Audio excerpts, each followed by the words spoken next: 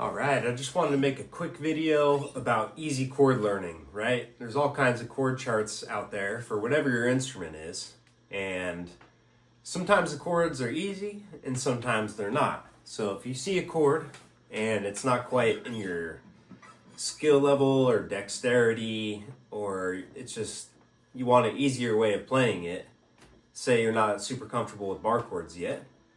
Now, B minor is a useful chord because it's the sixth chord in the key of D. So you want to be able to play something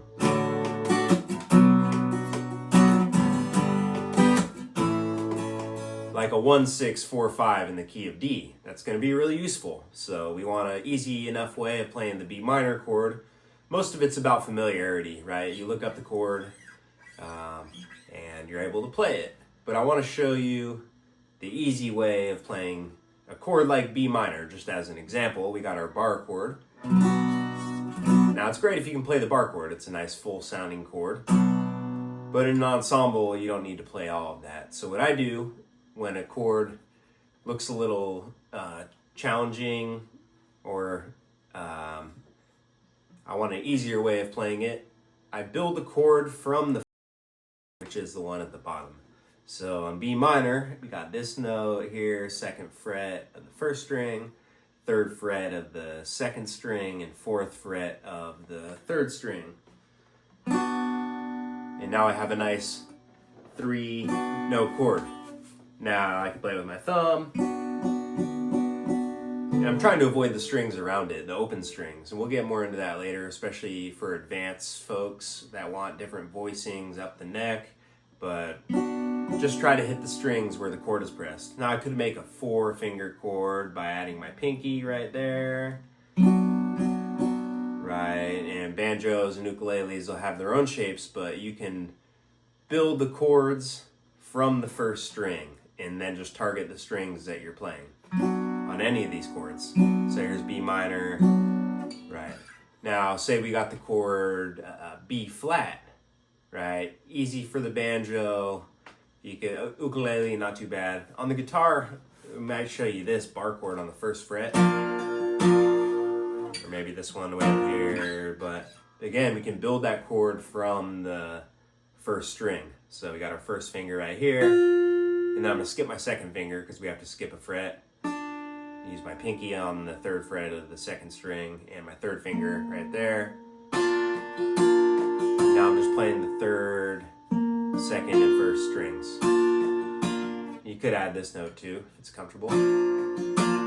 That's a nice full chord. Now another way of playing B flat is you can skip the first string and you can play these third fret, third fret, third fret. Now this only works if you're able to block the first string with this third finger and just tilt it over a little bit so you can feel the first string being blocked by it. And then you get these 3 notes.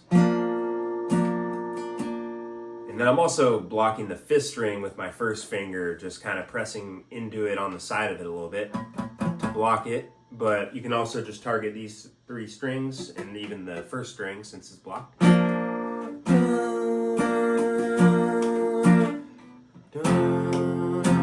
Now for an F chord, you can do the same thing. You can go first, second, and third there. And you only want to target those strings, or you can do a bar here just to get those 2 notes and that one. And then you can add that one there. So build chords from the first string if you don't feel comfortable playing the whole shape. And the only other thing I want to say about chord learning is just learn a new chord that's useful, like B minor, and practice playing a nice, fun song that we know. And try the key of D if you want the chord B minor in it, and you can play 1, and then 1, go into the 6, B minor, and 4, and 5, and 1. So you can play Stand By Me. You could play pretty much any of those songs that have a 6th chord in it. Now you can play with B minor. All right, hope that was helpful. The only other thing I want to say about chord learning is don't try to learn all the chords at once. It can be overwhelming, right? And Don't try to learn all the shapes at once. Just learn one that you can use and incorporate in the song when you need it. Peace.